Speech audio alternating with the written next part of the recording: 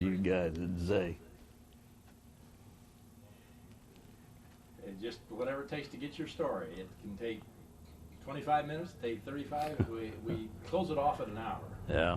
Well, that'd be good. I'm parked out there in about 2 hour zone, so maybe I can.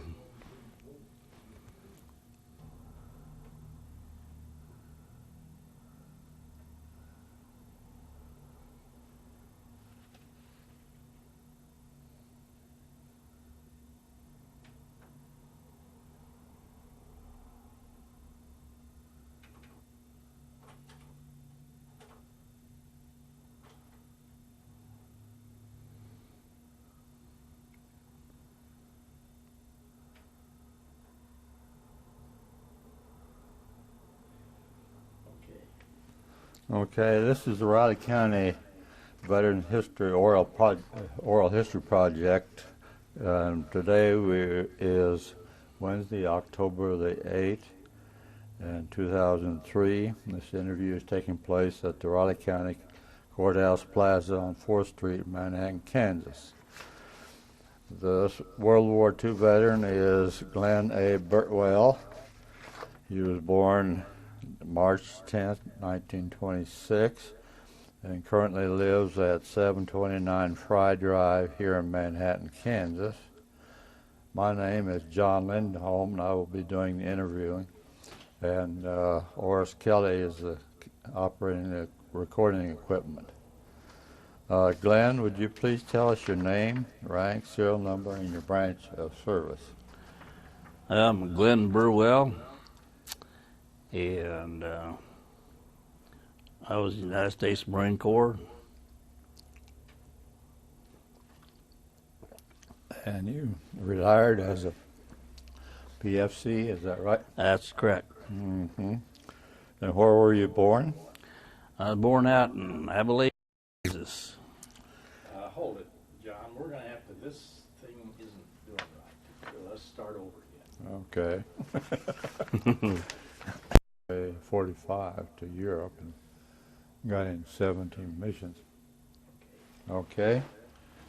This is the Riley County Oral Veterans History Project, and today is Wednesday, October the 8th, 2003. This interview is taking place at the Riley County Courthouse Plaza on 4th Street in Manhattan, Kansas. The World War II veteran we are interviewing today is Glen Burwell, and he was born March 10th, 1926. He lives now at 729 Fry Drive here in Manhattan. My name is John Lindholm. I'll be doing the interview, and Oris Kelly is operating the recording equipment. Glenn, would you please tell us your name, rank, serial number, and your branch of service? Glen Burwell, United States Marine Corps, PFC, and my serial number was 1005926. That's doing very good. That's better than I can do. Where were you born? And tell us something about your growing up years, grade school, high school, anything significant. Well, I grew up in a little old one-room schoolhouse I went to school at, and I think we had probably 10, 12 students all together from first grade to 8th. And I was on a farm, and we had a dairy farm as well as cattle, and we had a lot of sheep as well, so we had about 1,000 chickens, and I kind of grew up taking care of them as a little kid, so kept me pretty busy out on the farm. Oh, this is close to Abilene, where you were born? Yeah, we was about 4 miles at that time from Abilene. Mm-hmm. And okay. Went to Chapman to high school, and had a good time. I was in high school, played French horn band, and enjoyed music, and took ag courses. And actually, I ended up with a certificate to teach school. When I graduated from high school, they had a normal training class at that time, and so we could actually leave high school and go teach grade school. What was the year? Graduated in 1944. 1944. Okay, where were you on December the 7th, 1941 then? Well, I was with a friend of mine. I seldom ever got to go spend a weekend with a friend, and he had an old 1929 Chevrolet, and we was working on it, and he also lived on the farm as well, and we just finished up chores and come in, and Bob McCune's dad was listening to the radio, the news that happened there, and I said, well, Japan doesn't amount to a very big country. I don't think it's going to take very long to solve that question. And he was very serious. He looked at us and he says, "You boys will probably be in this war before it's over too." And I was really big impression on me at the time that how serious the obligation that we was getting into at that time. I was kind of a history buff and was interested in history, what was going on in Germany and how that saga was playing out, and I was really quite concerned about that, being I was a German background, and so it was kind of mind-boggling for a teenage kid at that age. Well, from the time you graduated then, it was about 7 or 8 months till you went into service. What did you do there?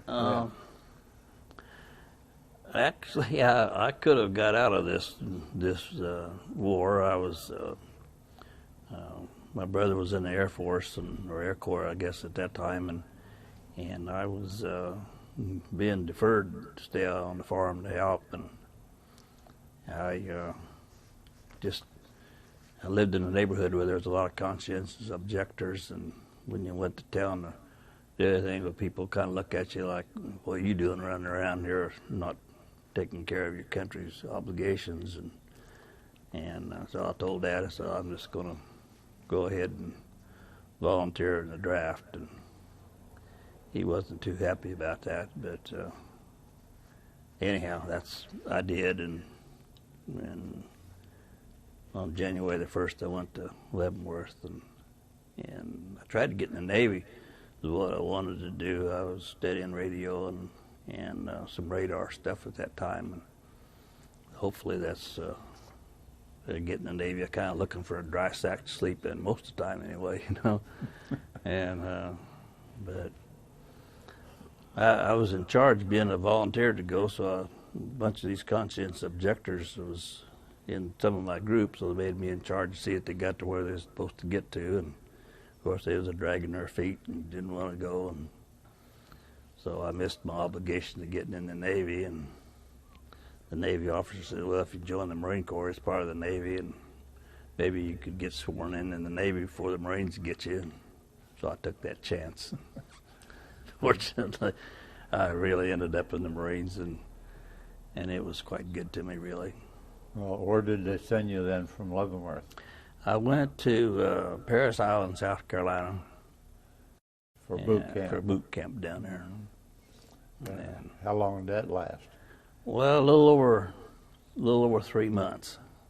I can remember the first day the sergeant come in to interview us, and he said, as we was all standing at attention, he said, I want you to look around to all the guys, and he says the possibility, the chances of you guys surviving this war is pretty small.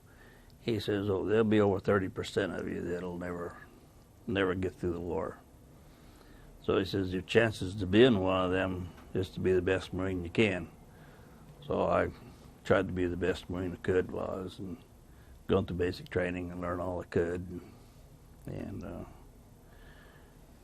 when we went on up to our advanced training up in Camp Lejeune, North Carolina, they cut that real short because they want us to be part of the group that might go to Iwo Jima and or in Okinawa. Of course, they didn't tell us where we was going at that time, but they were cut us kind of short.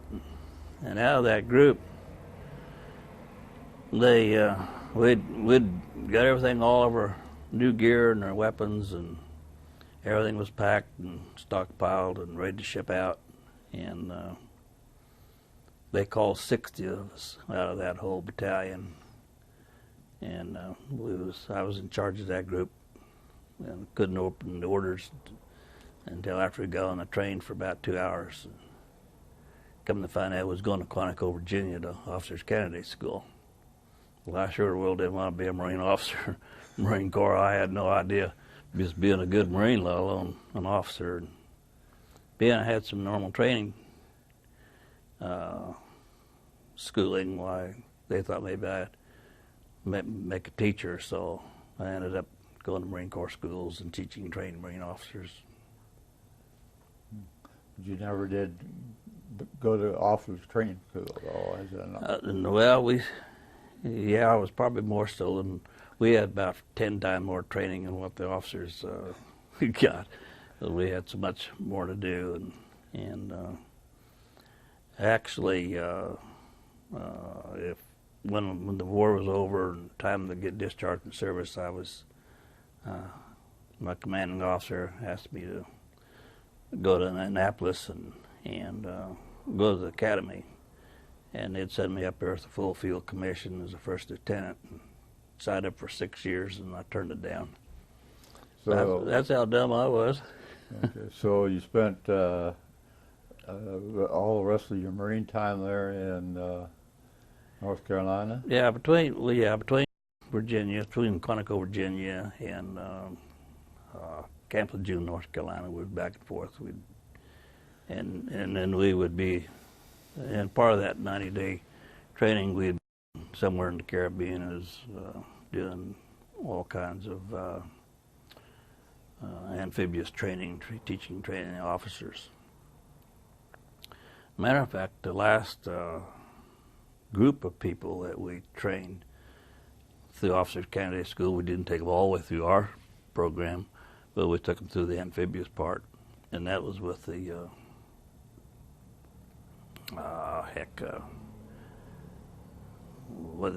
what was the Army's? I'm trying to think. Their academy, their West Point. Yeah, West Point. So we took the West Point cadets on a tour with the 8th Navy Fleet to the Pacific, South, down in the Caribbean area, and sent them through training. I was really surprised.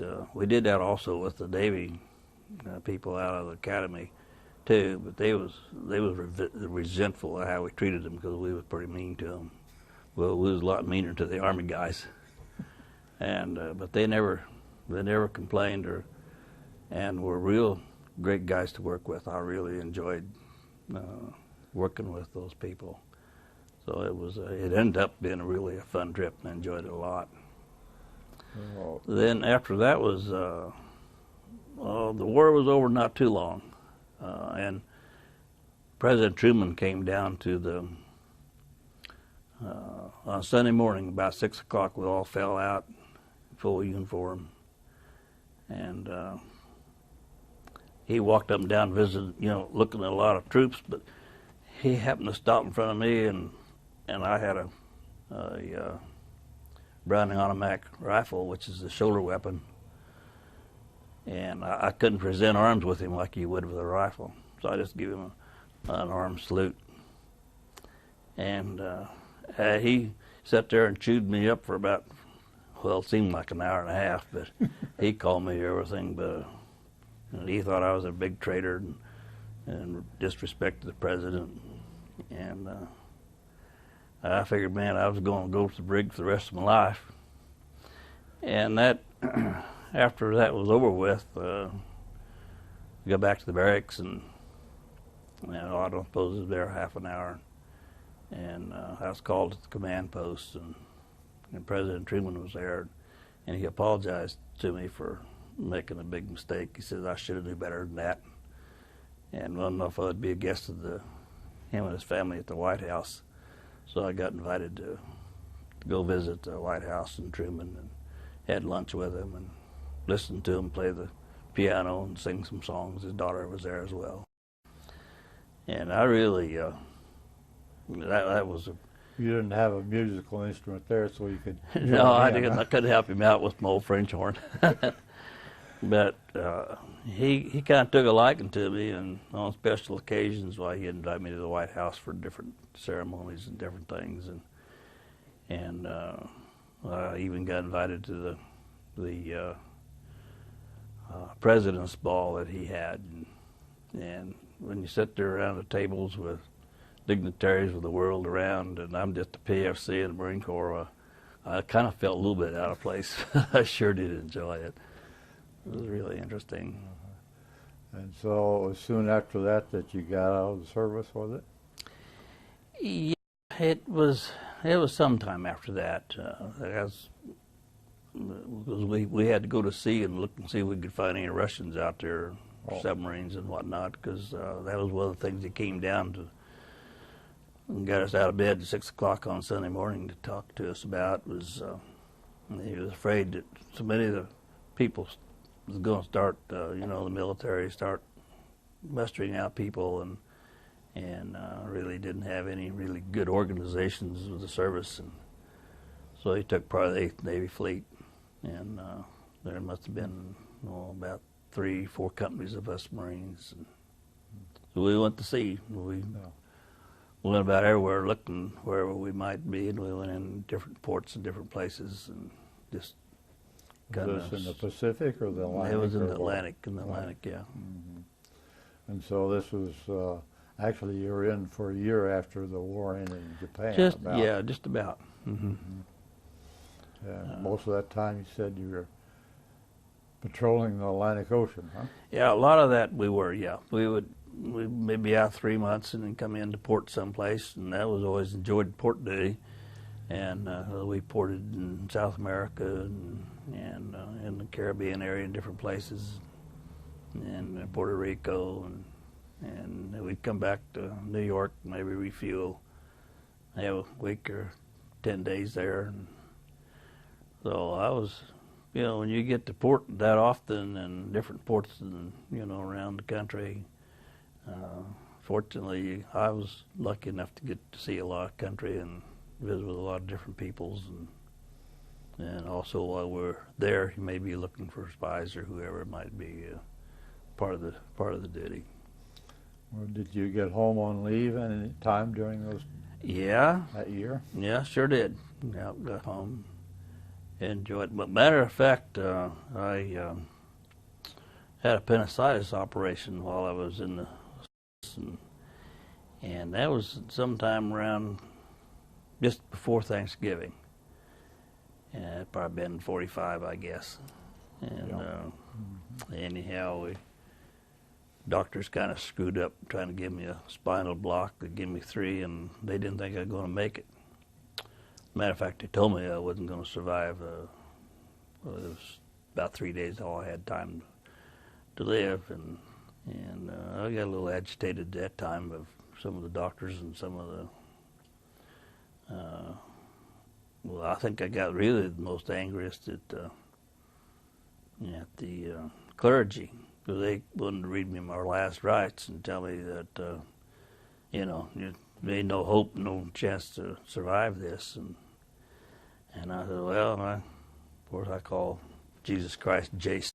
And I said, well, I was raised as a Lutheran and went to church all the time, but really I never joined church, but I didn't think that God could do all the things he could do in 6 days and all that.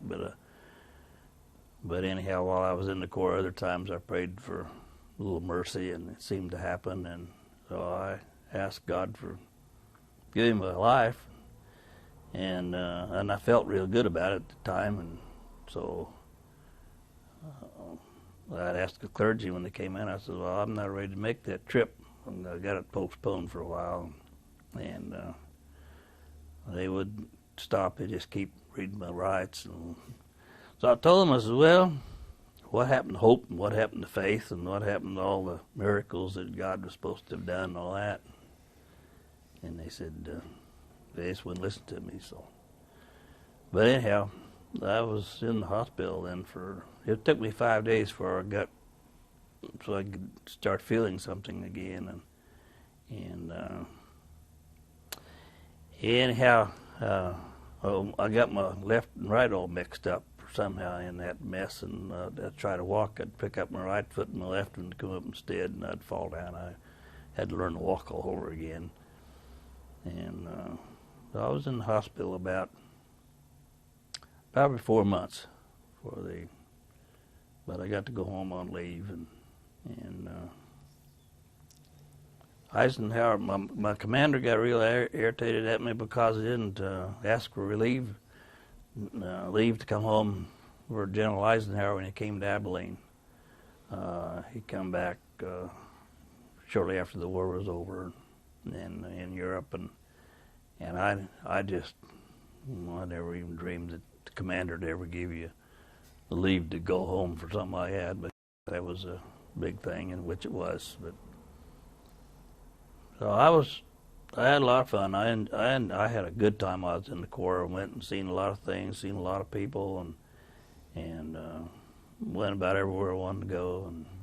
And where were you stationed when you got out of the service? Last station? Well, actually, back to North Carolina, down to Camp Lejeune, North Carolina. When we left out of to go to sea. We left out of Quantico, Virginia, but we loaded ship there. Whenever we loaded ship, they'd bring these landing boats up to the shore there in Virginia Beach or someplace like that, and we'd crawl on old Higgins' boat and go out and crawl up the ladders into the ship. And we never boarded out of Norfolk or anything like that. And then you got out in August '46, and then you came back to Abilene area? Mm-hmm. Yes, I did. Mm-hmm. And what did you do then? Well, I helped my father farm, and he was in the process of getting us set up. As we had a lot of land to farm and a lot of cattle, and so we're just probably going to help Dad. My brother, he was doing the same when he got out of the Air Force, so it was just all helping Dad, so to speak, getting their feet on the ground, perhaps start farming on our own. And then that fall I went. Well, the following year, then I went to K-State College. So that was in 47. 47. You went up there. And what curriculum did you work toward then? Well, I worked curriculum in agriculture, but I didn't want to. I really didn't want to be an ag student in school. I wanted to be an engineer, electrical engineering. But I had a background of agriculture, so in their engineering class of the year before that, over 90% of them couldn't find a job, so they was discouraging me to do that. But I told them I had to make a difference about. I just wanted to be an electrical engineer, So I was kind of. I didn't like that very well. Should have went to another college, perhaps, but. And you met your future wife somewhere along the line, is that right? Yeah, matter of fact, I met her while I was going to college. Mm-hmm. And where was she from? She was from Chapman, Kansas. Oh. Close to home, so. Yeah. Yeah. And when did you get married then? Yeah, in August of '48. August '48. Mm-hmm. You still in school at that time? No, matter of fact, I quit.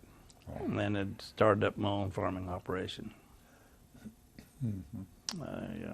I had about 2 years, a little over 2 years qualifications of what I had in the Marine Corps, so I counted as school. So actually, I was probably about a junior, but I couldn't be an electrical engineer, so I thought I'd just go to farm, we'll start farming. So that's what I did.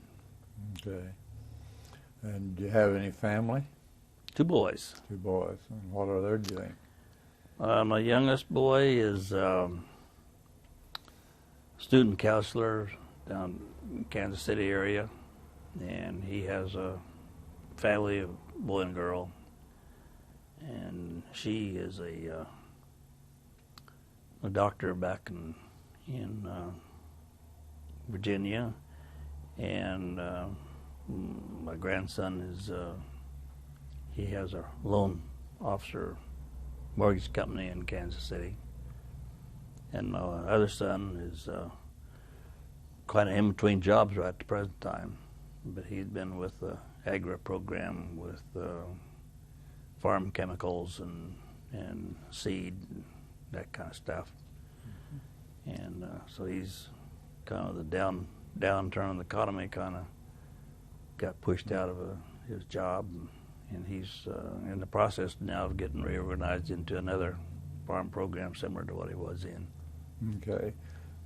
When did you retire from the farm, and when did you move to Manhattan? Well, in 1946, I retired from the farm, so to speak, and went up to Tuttle Creek and built a marina up in the Fancy Creek area, which is no longer there. And I've done that for several years and sold it, and with the idea of building a bigger one, perhaps over in Perry, Kansas.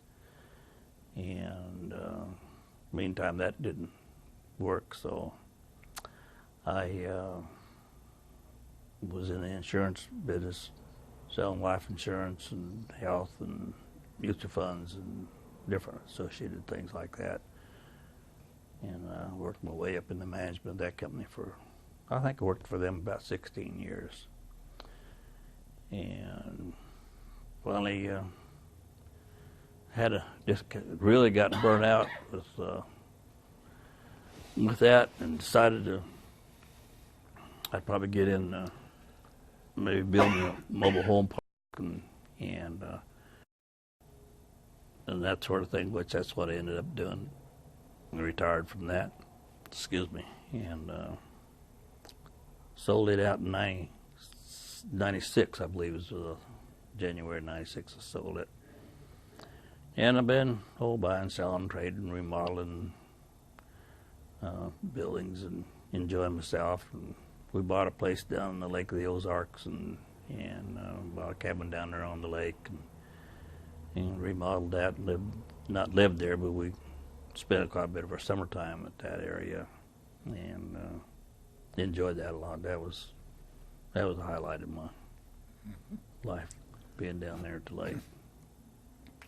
And so you retired here to Manhattan, and you've done a lot of traveling since then? Some. Not a whole lot, but some traveling, yes. Okay. Do you have any further information as to what the effect of your time in the service had on your future? Well, I think the Marine Corps is the biggest thing that ever happened from as far as growing up. I think it being worked with Marine officers and that caliber of people in the Marine Corps, learned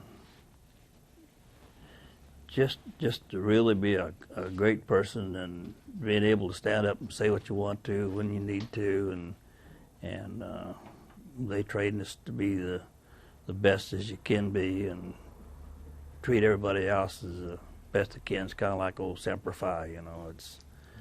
It's always faithful.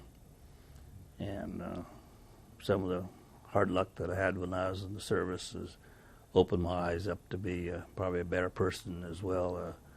There really is a God, and He can do an awful lot for you. And it makes you believe in yourself. And there isn't such a word as can't in the Marine Corps. There's never been invented, and they never put it in their vocabulary. And so it's always a challenge to be as good as you can and never give up. And that was always helped me through my life. Well, Glenn, it's nice to have had you come in here and relate your stories, especially about your activities in the Marines and bumping into President Truman. Yeah, and having that for a highlight for your service. And I wish you many years of enjoyment as we go on in life here. Thank you.